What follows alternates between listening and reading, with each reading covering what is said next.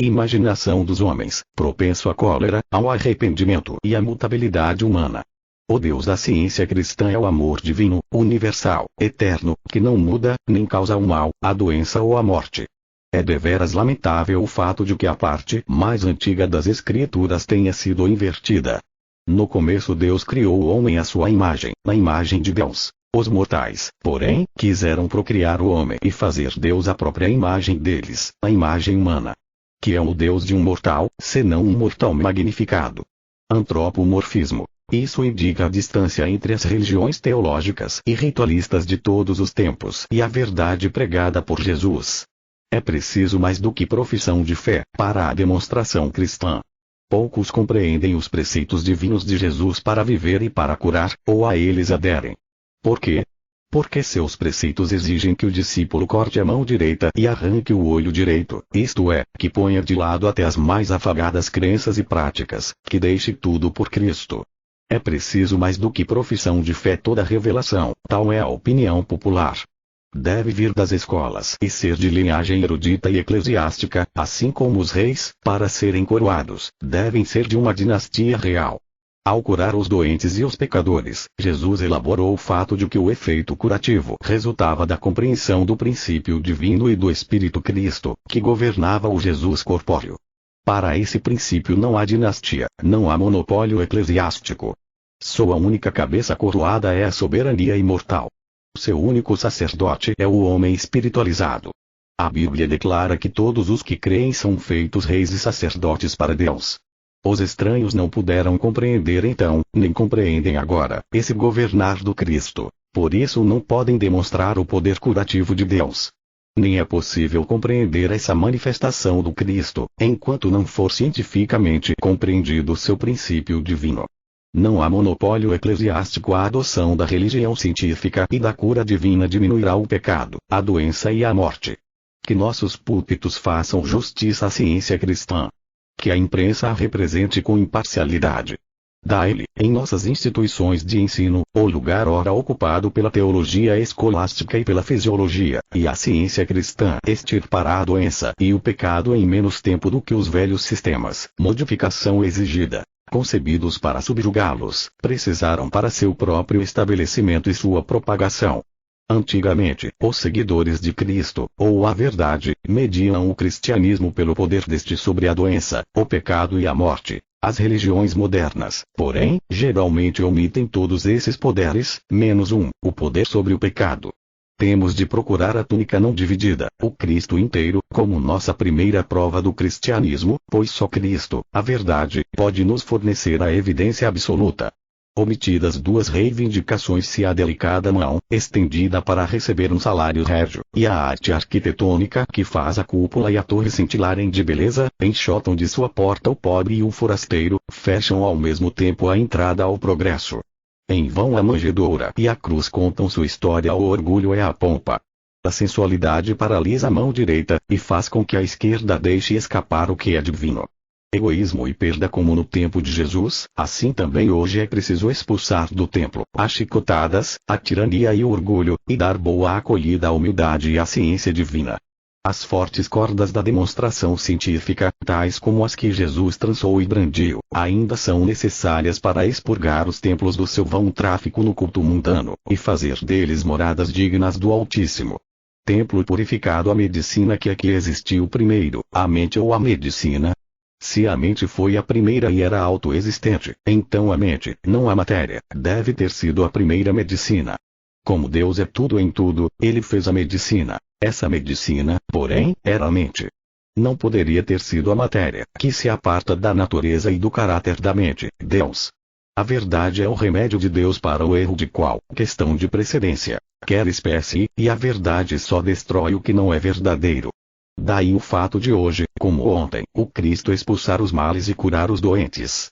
É claro que Deus não emprega medicamentos ou higiene, nem os provê para uso humano. Do contrário, Jesus os teria recomendado e empregado em suas curas. Os doentes estarão mais deploravelmente perdidos do que os pecadores, se os doentes não puderem contar com a ajuda de Deus, e os pecadores o puderem. A mente divina jamais chamou a matéria de medicina, e a matéria precisava de uma crença material e humana, antes de poder ser considerada medicina. Métodos rejeitados às vezes, a mente humana emprega um erro para medicar outro. Forçada a escolher entre duas dificuldades, a mente humana faz uso da menor para aliviar a maior. Nessa base, rouba para salvar de morrer de fome, e aplaca a dor com calmantes. Admites que a mente exerce certa influência sobre o corpo, porém concluís que o estômago, o sangue, os nervos, os ossos etc. mantêm a preponderância de poder. Governado por essa crença, continuas na velha rotina. Tu te apoias no que é inerte e não inteligente, sem nunca perceber como isso te priva de utilizar a superioridade da mente divina. O corpo não é cientificamente governado por uma mente negativa. Não é curativo o erro, a mente é a grande criadora, e não pode haver poder algum exceto aquele que é derivado da mente. Se a mente foi a primeira cronologicamente, se é a primeira em potencial e tem de ser a primeira para sempre, então dá à mente a glória, a majestade, o império e a soberania devidos por toda a eternidade ao seu santo nome. Métodos de cura inferiores e não espirituais talvez tentem uma coalizão entre a mente e os medicamentos, coalizão impossível. Mas os dois não se misturam cientificamente. Por que, então, desejar que se misturem, quando nada de bom pode advir disso? Se a mente é a primeira e a superior, confiemos na mente, que não necessita da cooperação de poderes inferiores, mesmo que esses intitulados poderes sejam reais. Nada é o escudeiro quando o rei está perto, apaga-se a estrela quando luz o sol desperto. As diversas crenças mortais formuladas pela filosofia humana, pela fisiologia e pela higiene, são principalmente afirmações da matéria e proporcionam fracos vislumbres de Deus, ou a verdade. Quanto mais material uma crença, mais obstinadamente tenaz é seu erro. Quanto mais fortes as manifestações dos sentidos corpóreos, mais fracos os indícios da alma. A alma e os sentidos, a força de vontade humana não é ciência. A vontade humana faz parte dos assim chamados sentidos materiais, e seu uso deve ser condenado. Exercer a força de vontade para curar os doentes não é a prática metafísica da ciência cristã, mas é mero magnetismo animal. A força de vontade humana pode infringir os direitos do homem. Produz o mal continuamente e não é um fator no realismo do ser. A verdade, e não a vontade do corpo, é o poder divino que diz à moléstia: acalma-te, emudece. Prejudicial a força de vontade por estar a ciência divina em luta com a assim chamada ciência física, da mesma maneira como a verdade está em luta com o erro, as antigas escolas ainda se opõem a ela. A ignorância, o orgulho ou o preconceito fecham a porta a tudo que não seja estereotipado. Quando a ciência do ser for universalmente compreendida, cada homem será seu próprio médico, e a verdade será a panaceia universal. Antagonismo conservador pergunta-se hoje se os antigos sanadores inspirados entendiam a ciência da cura cristã, ou se lhe apanharam os doces tons como um músico por natureza apanha os tons da harmonia, sem poder explicá-los. Tão divinamente imbuídos estavam do espírito da ciência, que a falta da letra não pôde impedir a obra deles. E essa letra, sem o espírito, lhes teria tornado nula a prática. Sanadores antigos, a luta pelo restabelecimento dos doentes continua, não entre métodos materiais, mas entre mentes mortais e a mente imortal. A vitória só estará do lado do paciente quando a mente imortal, por meio do Cristo, a verdade, subjugar a crença humana na doença. Não importa o método material que se possa adotar, quer seja fé em medicamentos, confiança na higiene, ou em outro meio curativo de ordem inferior. Luta e vitória. A cura científica tem esta vantagem sobre outros métodos, que nela a verdade domina o erro. Desse fato resultam seus efeitos tanto éticos como físicos. Na realidade, seus efeitos éticos e físicos estão indissoluvelmente ligados uns aos outros. Se há algum mistério na cura cristã, é o mistério que a piedade sempre apresenta aos ímpios, o mistério que sempre surge da ignorância acerca das leis da mente eterna e infalível. Mistério da piedade e outros métodos tentam enfrentar o erro com o erro, e assim aumentam o antagonismo de uma forma de matéria contra outras formas de matéria ou erro, e a luta entre o espírito e a carne continua. Devido a esse antagonismo, a mente mortal tem que enfraquecer continuamente seu próprio pretenso poder. Matéria contra matéria. A teologia da ciência cristã inclui a cura dos doentes. Curar foi o primeiro artigo de fé que nosso mestre propôs a seus discípulos, e ele provou sua fé pelas suas obras. Os antigos cristãos eram sanadores. Por que se terá perdido esse elemento do cristianismo? Perdeu-se porque nossos sistemas de religião são mais ou menos governados pelos nossos sistemas de medicina. A primeira idolatria foi a fé na matéria. As escolas puseram em moeda a fé em medicamentos em vez de a fé na divindade. Por confiarmos na matéria para destruir sua própria discórdia, a saúde e a harmonia foram sacrificadas. Tais sistemas são desprovidos da vitalidade do poder espiritual, pelo qual o sentido material vem a ser o servo da ciência, e a religião torna-se mais crística. Como se perdeu a cura para curar o corpo, a medicina material emprega medicamentos, em lugar do poder de Deus, o poderio da mente. O escolasticismo apega-se à pessoa do homem Jesus para salvar-se, em vez de apegar-se ao princípio divino dele. E sua ciência, o agente curativo de Deus, se reduz ao silêncio. Por quê? Porque a verdade tira aos medicamentos materiais o seu poder imaginário, e reveste o espírito com supremacia. A ciência é o forasteiro que está dentro das tuas portas, e dela ninguém se lembra, mesmo quando seus efeitos enaltecedores provam praticamente sua origem e eficácia divinas. Medicamentos e divindade. A ciência divina deriva sua sanção da Bíblia, e a origem divina da ciência é demonstrada pela santa influência da verdade na cura da doença e do pecado. Esse poder curativo da verdade deve ter existido muito antes do período em que Jesus viveu. É tão antigo quanto o ancião de dias. Vive através de toda a vida e se estende por todo o espaço. A ciência cristã, tão antiga como Deus, a metafísica divina, está agora reduzida a um sistema, a uma forma compreensível e adaptável ao pensamento da época em que vivemos. Esse sistema habilita o aluno a demonstrar tanto o princípio divino, no qual estavam baseadas as curas de Jesus, como as regras sagradas para a aplicação atual desse sistema à cura da doença. Redução a um sistema. Pelo fim do século XIX, demonstrei as regras divinas da ciência cristã. Foram submetidas à mais ampla prova prática, e em toda parte, quando honestamente aplicadas sob circunstâncias em que a demonstração era humanamente possível, essa ciência mostrou que a verdade nada perdera de sua eficácia divina e curativa, embora houvessem decorrido séculos desde que Jesus havia posto em prática essas regras nas colinas da Judéia e nos vales da Galileia.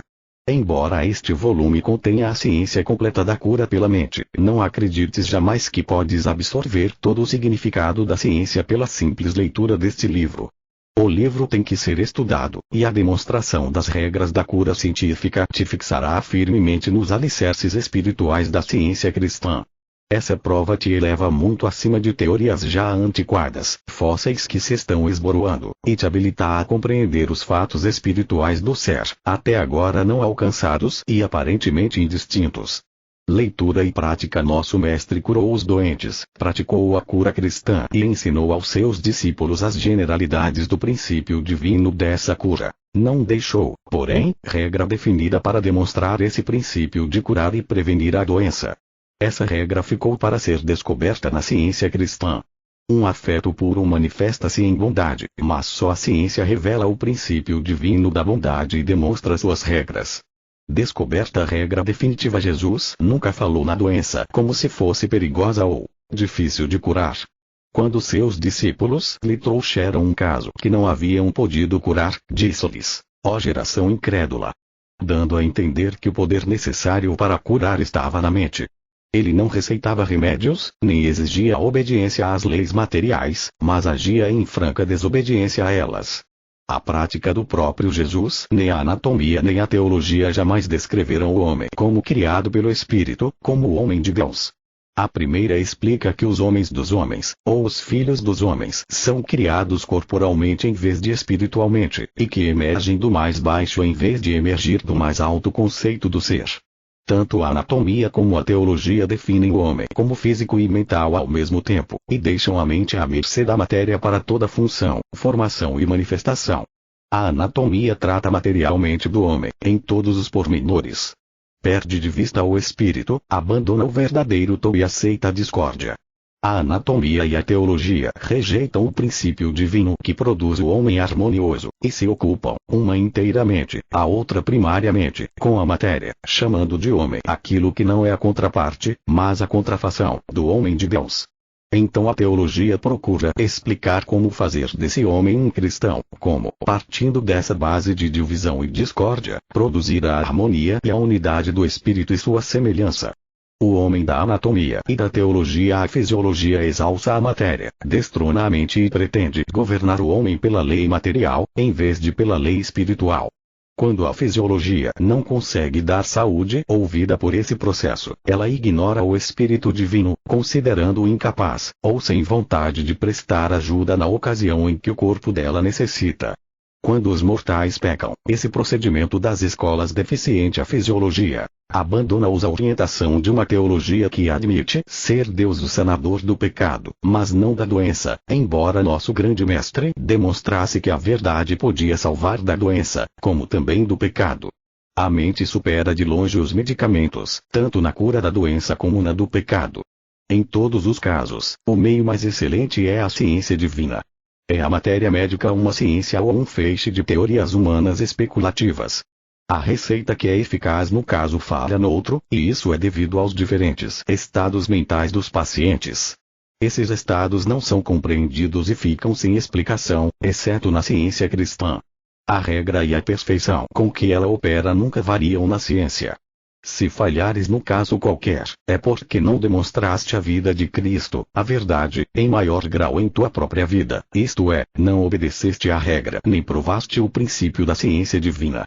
Desatino e desatinados o médico da velha escola observou com grande seriedade. Sabemos que a mente afeta um tanto o corpo, e aconselhamos nossos pacientes a terem esperança e bom ânimo, a tomarem remédios o menos possível, mas a mente nunca pode curar dificuldades orgânicas.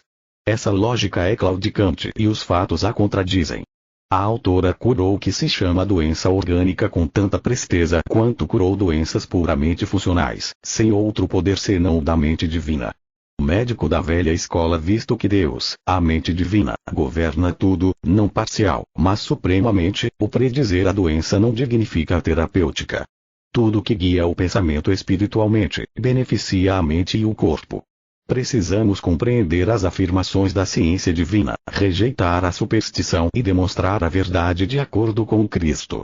Hoje em dia, quase não há cidade, aldeia ou povoado onde não se encontrem testemunhas vivas e provas atuais, mentos à eficácia e ao poder da verdade, tal como é aplicada mediante este sistema cristão de curar a doença. Hoje em dia, o poder curativo da verdade está sendo extensamente demonstrado como uma ciência imanente, eterna, em vez de o ser como uma exibição fenomenal. Seu aparecimento é a nova vinda do Evangelho de paz na terra entre os homens e de boa vontade para com eles. Essa vinda, como fora prometida pelo Mestre, deu-se para o estabelecimento da ciência cristã como dispensação permanente entre os homens. Mas a missão da ciência cristã, agora como no tempo de suas demonstrações anteriores, não é principalmente a cura física. Agora, como então, operam-se sinais e milagres na cura metafísica de moléstias físicas. Esses sinais, porém, servem apenas para demonstrar a origem divina dessa cura, para atestar a realidade da missão mais elevada da força Cristo, a de tirar os pecados do mundo. Propósito principal da, assim chamada, ciência da física pretende fazer-nos crer que tanto a matéria como a mente estão sujeitas a moléstias, e isto, a despeito do protesto do indivíduo, e em oposição à lei da mente divina. Esse ponto de vista humano infringe o livre-arbítrio moral do homem, e é tão evidentemente errôneo para a autora, e assim o será para os demais em dia futuro, como a doutrina, quase inteiramente rejeitada, de que as almas estejam predestinadas à condenação ou à salvação.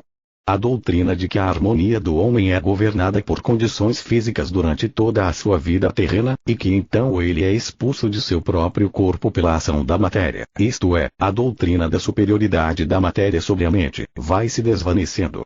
Doutrina rejeitada. As hostes de Esculápio estão inundando o mundo com doenças, por ignorarem que a mente e o corpo humano são mitos. Sem dúvida, às vezes tratam os doentes como se houvesse um único fator no caso, mas esse fator único elas apresentam como sendo corpo, não mente. Não é possível que a mente infinita crie um remédio fora de si mesma, porém a mente humana, falível e finita, tem necessidade absoluta de alguma coisa acima de si mesma para sua redenção e cura. Mental a enfermidade grande respeito se deve aos motivos e à filantropia da classe mais elevada dos médicos. Sabemos que se estes compreendessem a ciência da cura pela mente e possuíssem o poder mais amplo que ela confere para beneficiar física e espiritualmente a raça humana, regozijar-se-iam conosco. Bastaria essa reforma na medicina, para finalmente livrar a humanidade da terrível e opressiva escravidão, que, na atualidade, é imposta por teorias errôneas, das quais multidões gostariam de escapar. Intenções respeitadas. A crença mortal diz que a morte tem sido ocasionada por susto. O medo nunca fez parar o ser e sua ação. O sangue, o coração, os pulmões, o cérebro ético, nada tem a ver com a vida, Deus. Toda a função do homem real é governada pela mente divina. A mente humana não tem poder algum para matar ou curar e não exerce domínio algum sobre o homem de Deus. A mente divina, que fez o homem, mantém sua própria imagem e semelhança. A mente humana se opõe a Deus, e é preciso despojar-se dela, como S. Paulo declara. Tudo que realmente existe é a mente divina e sua ideia, e nessa mente o ser inteiro se revela harmonioso e eterno. O caminho reto e estreito consiste em ver e reconhecer esse fato, em ceder a esse poder, e seguir as diretrizes da verdade. O homem governado pela mente temos provas esmagadoras de que a mente mortal pretende governar cada órgão do corpo mortal. Essa assim, chamada mente, porém, é um mito, e por seu próprio consentimento tem de ceder à verdade. Desejaria empunhar o cetro de um monarca, mas não tem poder. A mente divina e imortal tira-lhe toda a suposta soberania, e livra a mente mortal de si mesma. A autora esforçou-se por fazer deste livro o esculápio da mente bem como do corpo, para que ele possa dar esperança aos doentes e curá-los, embora esses não saibam como a obra se efetua. A verdade tem efeito curativo, mesmo que não seja de todo compreendida. Destronada a mente mortal, a anatomia descreve a ação muscular como se fosse produzida pela mente num caso, porém não noutro. Tais erros assediam todas as teorias materiais, nas quais uma declaração contradiz repetidas vezes a outra. Conta-se que Cirumprida Davi certa feita curou aparentemente um caso de paralisia, pela simples introdução de um termômetro na boca do paciente. Fez isso só para verificar a temperatura do corpo do paciente. O doente, porém, supôs que essa cerimônia fosse para curá-lo, e em consequência, restabeleceu-se. Tal ocorrência elucida nossas teorias. Toda atividade provém do pensamento. As pesquisas e experimentos médicos da autora haviam-lhe preparado o pensamento para a metafísica da ciência cristã. Todo apoio material lhe havia falhado na procura da verdade. E agora ela pode compreender o porquê disso, e pode reconhecer os meios pelos quais os mortais são divinamente impelidos para uma fonte espiritual em busca de saúde e felicidade. Experimentos médicos da autora. Seus experimentos na homeopatia haviam-na tornado cética quanto aos métodos curativos materiais. O doutor já enumera, desde o aconitum até os incum oxidatum, os sintomas gerais, os sinais característicos que exigem remédios diferentes. Mas o atenuações homeopáticas. Medicamento frequentemente é atenuado a tal grau que dele não resta vestígio algum. Assim, aprendemos que não é um medicamento que expulsa a doença ou modifica um só dos sintomas da doença. A autora atenuou o natrum muriaticum, sal comum de cozinha, até que não restasse uma só propriedade salina. O sal tinha perdido o sabor, e, no entanto, com uma só gota dessa atenuação num copo de água, e uma colher das de chá dessa água, administrada a intervalos de 3 horas, curou um paciente que estava na última fase da febre tifoide. A atenuação mais alta e mais potente da homeopatia eleva-se acima da matéria para a mente. Essa descoberta leva a mais luz. Dela se pode aprender que, ou a fé humana ou a mente divina é sanadora, e que não há eficácia no medicamento. Apenas sal e água. Dizes que um furúnculo é doloroso, porém isso é impossível, pois a matéria sem a mente não sente dor. O furúnculo simplesmente manifesta, pela inflamação ou inchação, uma crença na dor, e essa crença é chamada furúnculo. Agora, se administrares mentalmente a teu paciente uma alta atenuação da verdade, ela curará logo o furúnculo. O fato de que não pode existir dor onde não há mente mortal para senti-la, é prova de que essa assim chamada mente produz sua própria dor, isto é, sua própria crença na dor. Origem da dor: choramos porque outros choram, bocejamos porque outros bocejam, e apanhamos varíola porque outros a têm. Porém é a mente mortal, não a matéria, que contém e transmite a infecção. Quando esse contágio mental for compreendido, teremos mais cuidado com nossas condições mentais, e evitaremos tagarelar sobre moléstias, assim como evitaríamos falar em favor do crime. Nem a simpatia, nem a sociedade, deveriam fonte do contágio. Jamais tentar-nos a cultivar o erro sob forma alguma, e certamente que não deveríamos ser o advogado do erro. A moléstia, tal como outras condições mentais, surge por associação de ideias. Posto ser lei da mente mortal que certas moléstias devam ser consideradas contagiosas, essa lei insinua-se na crença por associação de ideias, despertando um medo que cria a imagem da moléstia e sua consequente manifestação no corpo. Esse fato da metafísica é ilustrado pelo seguinte incidente. Fizeram crer a um homem que ele estava ocupando a cama em que um doente de cólera havia morrido. Imediatamente apareceram os sintomas dessa moléstia, e o homem morreu. O fato é que ele não tinha apanhado cólera por contato material, porque nenhum paciente de cólera estivera naquela cama. Cólera imaginário: se uma criança está exposta ao contágio ou à infecção, a mãe se assusta e diz: meu filho vai ficar doente. A lei da mente mortal e os próprios receios da mãe governam-lhe o filho, mais do que a mente da criança se governa a si mesma, e produzem justamente os resultados que poderiam ter sido evitados mediante uma compreensão contrária. Acredita-se, nesse caso, que a exposição ao contágio produziu o mal. Doenças de crianças: não é cientista cristã a mãe que diz ao filho: parece que estás doente, parece que estás cansado, precisas de descanso, ou precisas tomar remédio, e os afetos dela requerem melhor orientação. Tal mãe corre para sua filhinha, que acredita haver machucado o rosto ao cair sobre o tapete, e diz, lastimando-se com mais infantilidade do que sua filhinha: mamãe sabe que te machucaste. O método melhor e mais eficaz que as mães devem adotar é dizer: não foi nada.